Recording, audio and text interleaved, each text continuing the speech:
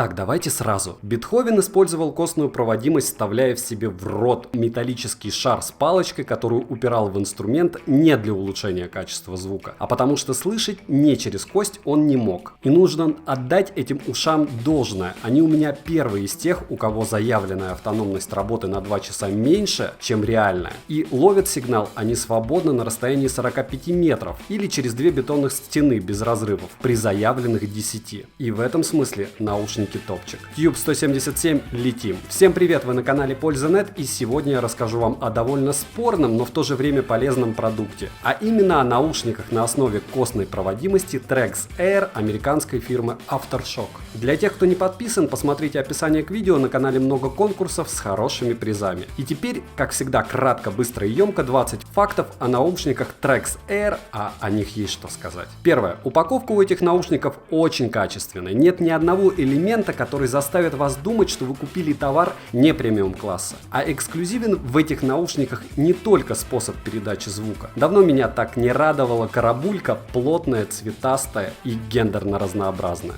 Второе. Материал исполнения титан, покрытый софт-тач пластиком. Очень приятное ощущение на ощупь. Очень легкие и невесомые наушники, при том, что даже если вы их испачкаете хоть в машинном масле, оттираются они без проблем. И самый веселый способ развлечь окружающих — это завязать их в узел, притом плотненько. Развязать вы их сможете без изменения их внешнего вида. Они примут ту же самую форму после того, как узелок будет развязан. Третье. Чтобы вы не подумали, что я в них влюбился, цена у них просто космос. Прямо нереальный космос. Эти наушники являются топовой моделью линейки, но 10 тысяч рублей это очень сильно и смело, даже для такого топового девайса. Около 140 баксов без скидок, как AirPods первого поколения. Ну а для тех, у кого есть деньги и кто решит после обзора их купить, в описании к видео есть ссылка на товар, где их можно купить с промокодом на 20%. Брать именно там я не призываю, но это их официальный дилер в России. И там действует мой промокод. Четвертое. Звучание на уровне проводных наушников открытого типа за 1500 рублей. Хотя звук чистый, в нем не хватает низких частот. И верхние частоты слегка проседают. Да, если настроить эквалайзер и вставить беруши в уши, то сравнивать такое звучание будет просто нельзя, потому что звук будет и правда хорош, но другой. Это другие ощущения и другие звуки относительно обычных наушников. Но факт остается фактом. Подкасты, видео и попсу можно слушать с удовольствием и без беруш. Хотя если вы любите классическую музыку или тяжелый металл во всей его красе, скорее всего это не ваш вариант. И вот почему. Пятое. Эти наушники созданы для занятий спортом, активным спортом. И это не первая их модификация. Хотя с каждым разом они придумывают все новые и новые полезные функции, улучшают физические свойства своих моделей. Повторяю, наушники эти не для того, чтобы вы в них гуляли, сидели дома или смотрели сериалы и играли в них в игры. Конечно же, они все это могут, но сильные стороны у этих ушей не в звуке и комфорте, а вот в чем. Шестое. Тип динамиков у наушников — датчики-преобразователи костной проводимости звука. И когда лично я впервые надел эти наушники, меня наполнила ностальгия, как будто надел открытые наушники из 90-х. Хотя разница есть, некоторые отмечают легкое покалывание в области виска, другие чуть ли не вибрации во всем теле. Но все, кто их использовал, отмечают, что в течение первых 3 дней тело к такому приему звука привыкает, и вы перестаете их замечать, как и AirPods. А физика получения вами звука проста. Звук приходит через лобную кость, а после раздражает барабанную перепонку, если на пальцах. Седьмое. Комплект поставки просто отличный. Хороший длинный кабель питания с фирменным лейблом, наушники, кабель зарядки, беруши, мешочек для переноски наушников и море макулатуры на русском языке. Притом эта макулатура вам понадобится. Функции у наушников довольно обширны. Восьмое. Эти наушники очень удобно носить. И я говорю не о том, что они подойдут само собой на любую форму и размер головы, а о том, что при беге они не трясутся и не елозят. Участки, где они соприкасаются с головой, не потеют. Велосипедисту в шлеме, кепке или очках их форма не помешает. Но повторяю, уши для спорта, и лежать в них будет неудобно. От того, что дуга будет упираться, спать в них тоже нереально. Только если вы не положите их под подушку, и я не шучу, ощущение довольно классное от такого звука. Как будто под вами колонка играет. Ну а ради смеха вы можете при помощи этих ушей из любой бутылки или коробки сделать себе импровизированную портативную колонку, если захотите. 9. Запас громкости у наушников очень большой. Да, я сказал о качестве звучания, возможно, там не хватает высоких, но даже любителям очень тяжелой музыки 80% из их громкости хватит с головой. А если вы еще и беруши вставите, которые идут в комплекте, то вам покажется, что вы надели на себя накладные наушники довольно приличного качества. Хотя я считаю, что это извращение, и повторяю, что звук слегка другой. Его ощущаешь по-другому. 10. При прослушивании музыки выше 60% громкости окружающие будут слышать, что у вас играет в наушниках, притом довольно неплохо. И здесь необходимо помнить, что если вы будете находиться в довольно громком месте с высоким уровнем шума, этот шум может задавить то, что вы слушаете в наушниках. Может быть и не полностью, но у вас будет в голове какофония. И это не их недостаток, а достоинство, потому что идея самих наушников именно в том, чтобы при занятиях спортом и одновременном прослушивании музыки безопасность движения была на высоте. А для этого вы должны слышать окружающий мир. 11. Голубой зуб версии 4.2, но очень хорошего качества. Я своим подписчикам не устаю напоминать, неважно какая цифра на версии голубого зуба. Даже версия 4.2 в идеале передает сигнал на расстоянии 400 метров. Важно, насколько стабилен прием и передача сигнала именно вашего гаджета. Эти наушники свободно, без препятствий, ловят на расстоянии 47 метров от телефона. Или через две бетонные стены, если вы в помещении. И это данные на практике. Никаких разрывов связи нет. Даже в людных местах с Wi-Fi. И уж тем более наушники не отваливаются. Особенно приятное удивление, когда ты понимаешь, что на коробке написано 10 метров, а в итоге получаешь 47. 12. Это автономность работы. Заявлено 6 часов. При тесте показало у меня лично 7 часов 51 минуту с полного заряда до нуля при 80% громкости. И это хорошо. Но в то же время производитель не рекомендует использовать на улице при отрицательных температурах вообще все свои модели, что немного напрягает, но я думаю, это просто перестраховка. Ходил я в них при минус 4 градусах. Ничего не случилось и не думаю, что под капюшоном аккумулятор сильно пострадал. 13. В режиме ожидания они живут около 20 дней, но вот это, конечно, я не понимаю. Лучше бы они сделали, чтобы наушники сами автоматически выключались через определенное время, а они сделали автономность. Может, чтобы мы их не теряли? Да неважно. Отсутствие автоотключения я тем не менее не поддерживаю. То есть, если вы оставили после того, как вы послушали музыку, наушники и отключили даже от девайса, они сами не выключатся никогда, пока не разрядятся полностью. 14. Сейчас есть 3 варианта этих ушей, и даже проводной. Хотя в чем смысл покупать спортивные проводные наушники за такие деньги, я не совсем понимаю.